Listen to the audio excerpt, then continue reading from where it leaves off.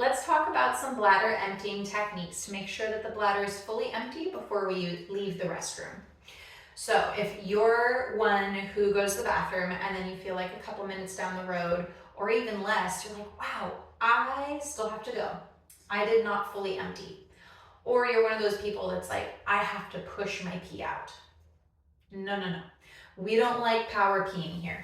So a few tips and tricks to try to see whether or not we can train your brain to understand that when we're sitting on the toilet and we're in the restroom, that's when we're gonna fully empty and we're not retaining some for later.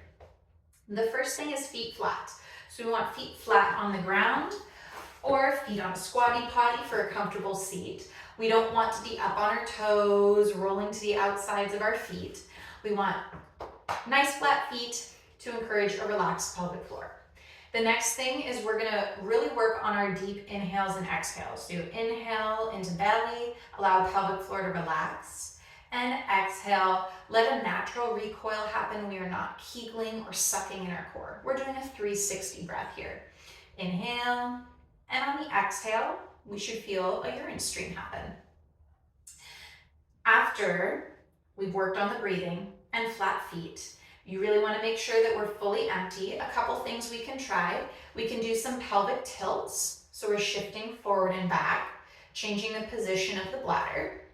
We can go side to side. We can do some circles and do our own little potty dance here to see if that encourages any last bits to come out. Another thing we can try is called double voiding. And that's when you've fully emptied or think you fully emptied and you stand up and then you sit back down. And take a nice deep inhale and exhale and see if anything else comes out. Another trick is bladder tapping. So you're sitting in your comfortable position, feet flat. Take a couple fingers and you gently tap the bladder. So right above the pubic bone, and this can encourage the bladder to contract. The big thing here is you are not pushing your pee out. So we want to encourage the bladder to contract, to empty, rather than you trying to force the bladder to contract. It's actually really counterproductive and it can lead to urinary retention. So we're working on nice deep breaths, feet flat. We can do a potty dance, moving in different positions. We can try double voiding, standing up, sitting back down, and bladder tapping. These can be really helpful tools to help make sure your bladder fully empties so you don't have to return to the bathroom trip a few minutes down the road.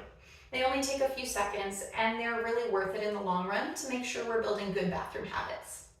Please support us by liking and following for more.